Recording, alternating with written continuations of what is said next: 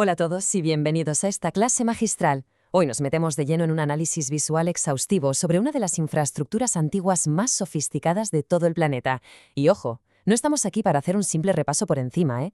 Vamos a desgranar con un nivel de detalle absolutamente microscópico cómo las civilizaciones andiros lograron resolver problemas de resiliencia climática, que hoy, en pleno siglo XXVIII, todavía nos traen de cabeza. Así que, preparaos bien, porque vamos a sumergirnos en la ciencia, la termodinámica y el mismísimo tejido social que hay detrás de la ingeniería precolombina. Para organizar todo esto vamos a seguir este recorrido. Primero, cómo combatir climas extremos. Segundo, los laboratorios agrícolas de Moray y Tipón. Tercero, la termodinámica de los Waru Waru. Cuarto, esos fascinantes acueductos en el desierto. Y terminaremos viendo cómo se rehabilita todo esto a día de hoy. Arrancamos con el primer punto, la ingeniería ancestral frente a los climas extremos. A ver, la cordillera de los Andes impone una geografía, sinceramente, de vértigo. Así que nos surge una pregunta que es clave para entender todo esto. ¿Cómo demonios se puede garantizar la seguridad alimentaria y el agua para millones de habitantes en unas pendientes tan abruptas? Y pensad que hablamos de una zona con sequías, heladas, inundaciones y sismos, todo ello a miles de metros de altitud, y sin acero, sin ruedas y sin una sola gota de combustible fósil. Pues la respuesta es brutal, transformando el territorio por completo.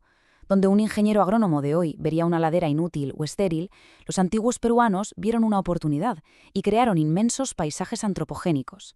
Literalmente cincelaron la montaña para hacer terrazas y canales. Es decir, cogieron un riesgo geológico inmenso y lo convirtieron en una ventaja productiva, estabilizando el terreno y aprovechando cada gota de agua. Es una auténtica locura. Para poner esto en perspectiva con datos reales, fijaos en las métricas del inventario del Programa Agrorural del año 2012. Identificaron 340.000 hectáreas de andenes repartidas en 11 regiones del Perú. De todo eso, un 76% sigue usándose a día de hoy. Una barbaridad. Pero claro, hay un 24% que está en total abandono. Y aquí se abre un debate fascinante sobre lo que esto implica a nivel social.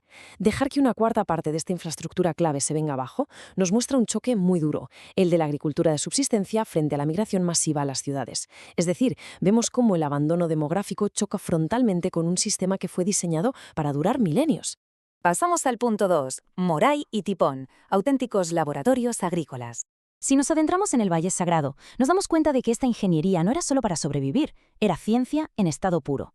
Y claro, si hoy un centro de investigación necesita tecnología puntera para probar unas cuantas semillas, nos preguntamos, ¿cuál era la capacidad real, tanto agronómica como genética, de la tecnología inca en un solo complejo? Agarraos, porque la cifra es espectacular. 3.000. Sí, 3.000. El complejo de Moray, con esas famosas terrazas circulares que parecen cráteres, era básicamente un laboratorio genético gigante. Jugaban con la profundidad y la forma para recrear microclimas. Podían tener el clima frío del altiplano arriba del todo y la humedad de la selva en el fondo. Así podían probar a la vez y perfeccionar hasta 3.000 variedades de patata, maíz y quinoa, sin tener que moverse por todo el imperio. Pero bueno, la agronomía es solo una parte de la historia.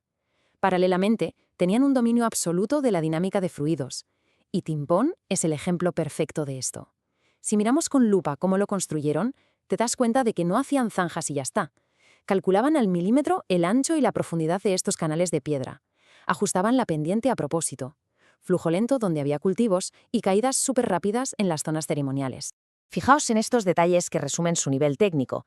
Tipón tiene 13 terrazas alimentadas por un solo manantial. Ese caudal lo dividían de forma matemáticamente perfecta en dos y luego en 4 canales que llevan fluyendo sin parar más de 500 años. Sin embargo, hay un debate interesantísimo aquí. Sabemos que esto garantizaba comida, por supuesto, pero muchos investigadores argumentan que Tipón era también un inmenso teatro político. Una forma de decir, mirad, el Estado inca tiene el poder absoluto sobre la mismísima naturaleza y podemos domesticar el agua a nuestro antojo. Saltamos al tercer gran tema, los Waru Waru y la termodinámica del altiplano. Nos vamos a la región extrema del lago Titicaca, a 3.800 metros de altitud. Aquí tienes suelos pobres, mucha salinidad, inundaciones y, lo peor de todo, unas heladas nocturnas que fulminan cualquier cultivo. Entonces, ¿cómo narices lograron culturas como Tiahuanaco y los incas vencer a estas heladas destructivas usando exclusivamente tierra y agua? Pues la magia está en su geometría. Estos son los famosos waru-waru, o camellones. Si los ves desde el aire, pueden parecer simples campitos inundados muy bonitos, pero cuidado, no tienen nada de decorativos. Esos canales de agua son baterías térmicas gigantes, diseñadas específicamente para hackear el microclima local. Vamos a desglosar este bucle termodinámico porque es pura física. Las plataformas miden entre 5 y 10 metros de ancho y se elevan exactamente entre 20 y 75 centímetros por encima del agua. La jugada es esta. De día, el agua absorbe todo el calor del sol y por la noche, cuando cae la helada, esa energía térmica se va soltando poco a poco. Funciona como un amortiguador de temperatura y salva a las plantas de congelarse. Además, hay todo un ciclo biológico pasando allá abajo. El agua sube por capilaridad manteniendo la raíz húmeda y los excrementos de las aves acuáticas le dan al suelo todo el nitrógeno que le faltaba. Brillante. Y ojo que no hacían 2 o 3 de estos para probar. Han identificado más de 120.000 hectáreas de waru-waru. 120.000. Esta barbaridad de cifra nos obliga a plantearnos qué es realmente la eficiencia tecnológica, porque resulta que un waru-waru bien cuidado puede producir muchísimo más que un montón de métodos modernos que se usan en esa misma región hoy en día. Y todo esto sin usar ni un solo fertilizante químico ni gastar energía externa. Pasamos al cuarto bloque. Acueductos, auténticas esponjas en el desierto. Ahora bajamos a la costa sur, a las arenas áridas donde vivía la cultura nazca. Un sitio donde los ríos se secan enseguida y casi nunca llueve. El reto aquí es colosal. ¿Cómo sacas agua de manera continua para mantener viva a toda una civilización en medio de un desierto? ¿Y hace 1500 años?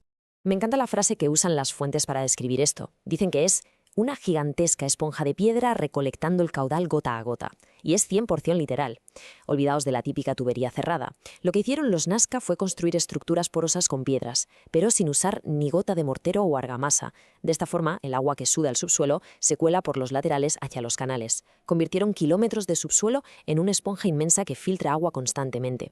Si vemos las tripas de estos puquios, encontramos zonas bajo tierra, los socavones, y zonas al aire libre, los zanjones.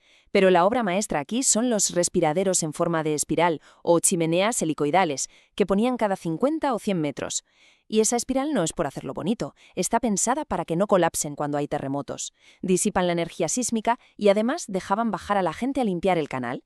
Llevan 1500 años aguantando terremotos, que se dice pronto.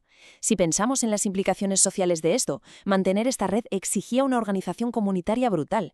El agua era literalmente lo que estructuraba el orden social. Te obligaba a cooperar sí o sí, generación tras generación. Y llegamos al último punto, rehabilitación, su economía y la resiliencia en la actualidad. Volviendo al presente, los textos nos insisten en un detalle súper importante. Un andén prehispánico no se construye de cero, se rehabilita. Y el proceso físico es súper meticuloso. Primero, limpias de raíces. Luego, desmontas con muchísimo cuidado el muro caído y sacas la piedra. El paso 4 es el más crítico de todos. El muro de contención nuevo no lo puedes poner por encima sin más. Tienes que cavar un cimiento de unos 40 centímetros de profundidad y además con una inclinación muy específica hacia la montaña para que no se caiga. Finalmente, toca preparar toda esa tierra orgánica del terraplén. Pero claro, hacer todo esto a mano es un esfuerzo titánico. ¿Merece la pena? Pues los datos demuestran que es un sí rotundo a nivel económico. Si comparas plantar en una ladera normal toda erosionada con hacerlo en un andén ya rehabilitado, la productividad se dispara. Hablamos de aumentos de entre un 40 hasta un increíble 90% en cosas como la patata andina. Frenas la erosión y retienes toda el agua y los nutrientes. Los números no mienten. Con estos beneficios tan claros, el debate del millón es, bueno, ¿y quién pone el dinero para esta obra faraónica hoy en día? Los investigadores nos hablan de 3 vías principales. La vía mercantil, que busca sacar productos premium para mercados muy exclusivos. La vía campesina, que es pura supervivencia y asegurar la comida de la comunidad. Y por último, la vía estatal. Esta última argumenta que los andenes nos dan servicios impagables a todos, como frenar aluviones y filtrar agua a los valles, y que por lo tanto el Estado debería pagar esto mediante subsidios para aliviar la pobreza rural. Al final, las leyes del mercado y el bienestar público acaban chocando y entrelazándose sobre estas mismas piedras milenarias. Y para cerrar este análisis exhaustivo, os dejo con una reflexión que creo que es ineludible.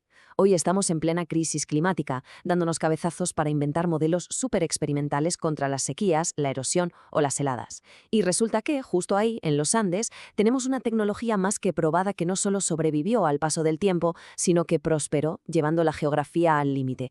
Fijaos qué ironía. A lo mejor, la innovación más rompedora para nuestro futuro es sencillamente aprender a leer bien nuestro propio pasado.